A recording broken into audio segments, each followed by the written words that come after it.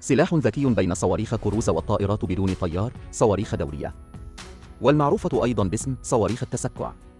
على الرغم من أن الاسم ليس جيدا، ولكن الأداء من الدرجة الأولى. يمكن لصاروخ دوري أن يتجول حول منطقة الهدف لفترة للبحث عن الهدف والهجوم بعد تحديد موقع الهدف.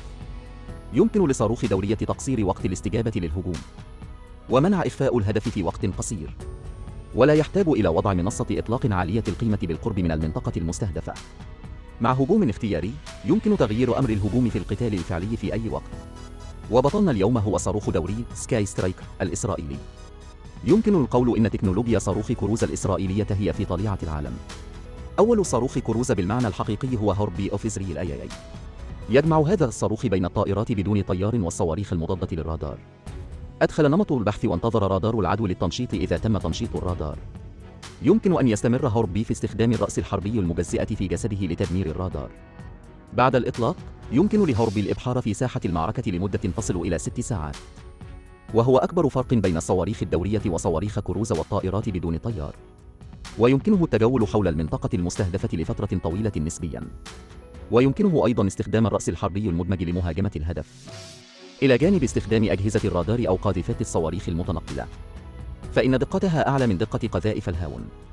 وبفضل أدائها الفريد، بدأت صواريخ دورية في الارتفاع في مختلف البلدان. كما قامت شركة أياي الإسرائيلية بتحديث وتطوير على أساس هوربي. تم إطلاق صواريخ دورية الكبيرة هاروب وهارب. يتم إطلاق صاروخ دوري هاروب في صندوق مركب على مركبة. مقارنة بصاروخ هاربي، ازداد حجمها ومسافة طيرانها وقوتها، نظراً لاستخدام محركات مكبس رخيصة وموفرة للوقود. فإن هاروب لديها نطاق أقصى يصل إلى 1000 كيلومتراً، ولكنها تخضع لأقصى وصلة اتصال تبلغ 200 كيلومتر، عادة ما يكون في وضع الاستعداد فوق المسرح بعد الإطلاق. ويمكن أن يكون في وضع الاستعداد لمدة تصل إلى 9 ساعات. بمجرد استرخاء العدو، يمكنه شن هجوم. الرأس الحربي 23 كيلوغراما، على الرغم من أنه ليس أفضل من صواريخ كروز، ولكن أيضا بما يكفي لجعل أهداف العدو تفقد فعاليتها القتالية. في حرب ناكا، دمرت هاروب أرمينيا بهذه الطريقة. قاذفة صواريخ أرض جو متوسطة المدى شرطة 300B، والتي تعتبر سلاحا سحريا. بطلنا اليوم هو سكاي سترايكر، هو صاروخ دوري صغير أرخص تم تطويره على هذا الأساس. بالمقارنة مع صواريخ دورية الكبيرة مثل هاروب وهورب بمدى 500 إلى 1000 كيلومتر، فإن سكاي سترايكر أصغر بكثير، ومداها 100 كيلومتر فقط، وأقصى وزن للإقلاع 35 كيلوغراما فقط، مع وين 5 إلى 10 كيلوغراما رأس حربي معياري. باستخدام رابط البيانات والاستهداف الكهروضوئي، يمكن للمشغل استخدام نهج لفترات طويلة لتوجيه هذه الصواريخ الدورية، والعودة إلى موقع الإطلاق حتى قبل ثانيتين من الاقتراب من الهدف. ولكن بسبب حجم سكاي سترايكر أصغر من هاروب وهورب، لذلك فهو يستخدم الدفع الحركي وضوضاءه أكثر هدوءًا، والإشارة أضعف، ويمكن أن يؤدي مهام سرية على ارتفاعات منخفضة. من ناحية أخرى، سرعته سريعة جداً، ويمكن أن تطير إلى عشرات الكيلومترات بعيداً في بضع دقائق. وبعد الوصول إلى المنطقة المستهدفة، يمكنها الدخول في حالة الإبحار والبحث عن الهدف لمدة تصل إلى ساعتين.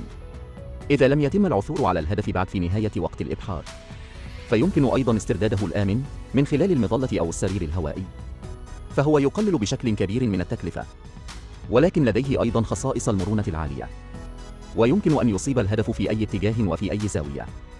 في الوقت نفسه، يقوم المحرك الكهربائي لسكاي سترايكر بقيادة المروحة، والضوضاء أقل بكثير من ضجيج محرك المكبس. في حرب ناكا السابقة القيثارة التي أطلقتها أذربيجان مهاجمة أهداف أرمنية في الليل، ستصدر صوتاً حاداً أثناء الغوص. الجدير بالذكر أن صواريخ دورية وصواريخ كروز والطائرات بدون طيار تشبه إلى حد بعيد، فجميعها مزودة بأنظمة دفع وأجهزة تثبيت، ولكن غالباً ما تستخدم الطائرات بدون طيار كمنصات قتالية لها، وتتميز بالقوة القوية ووقت الطيران الطويل، ويمكن إعادة استخدامها نقطة وتحمل مجموعة متنوعة من الأحمال، تؤدي مجموعة متنوعة من المهام والتطبيقات التكتيكية والاستراتيجية.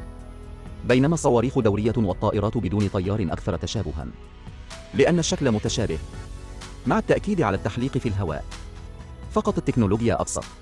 يمكن أيضاً اعتبار صواريخ كروز على أنها طائرات بدون طيار، ولكن مع متطلبات التقنية أفضل، والتكلفة أعلى، والمدى أطول، والسرعة أكبر، والقوة أكبر. ويمكنها القيام بضربات تكتيكية واستراتيجية، والتعامل بشكل أساسي مع الهدف القيم.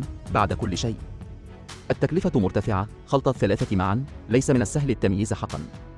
في التاريخ المبكر للطائرات بدون طيار في العالم، لم يكن الفرق بين الطائرات بدون طيار والصواريخ واضحا للغاية.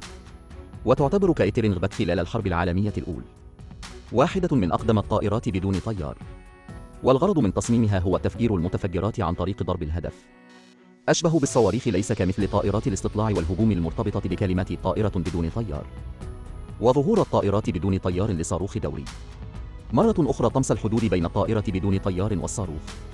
صاروخ دوري هو أحدث مصطلح يظهر، كما أن التكلفة والأداء أقل مقارنة بالطائرات بدون طيار وصواريخ كروز. وتكنولوجيا صواريخ دورية بسيطة، والتكلفة منخفضة، والمدى قصير، والسرعة بطيئة، والارتفاع منخفض، والرأس الحربي صغير أيضا.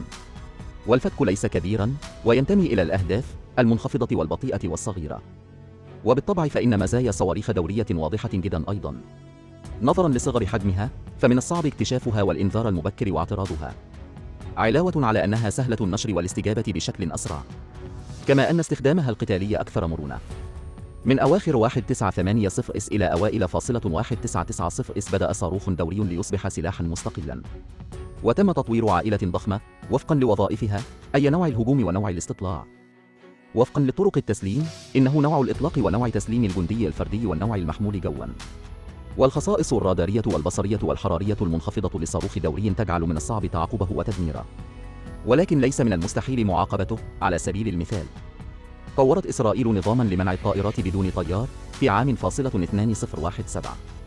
عرضت شركة رافائيل الإسرائيلية لأنظمة الدفاع المتقدمة المحدودة في معرض باريس الجوي نظام قبة الطائرات بدون طيار للكشف عن الطائرات بدون طيار وتدميرها.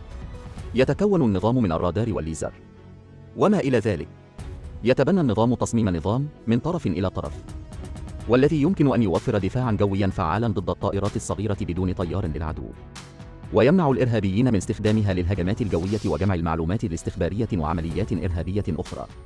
يمكن استخدام رادار UAV دوم لتحديد الأهداف، ويمكن لنظام الليزر الخاص به تدميرها، كما أنه مزود بنظام تشويش يعطل الاتصال بين الطائرة بدون طيار ومشغلها.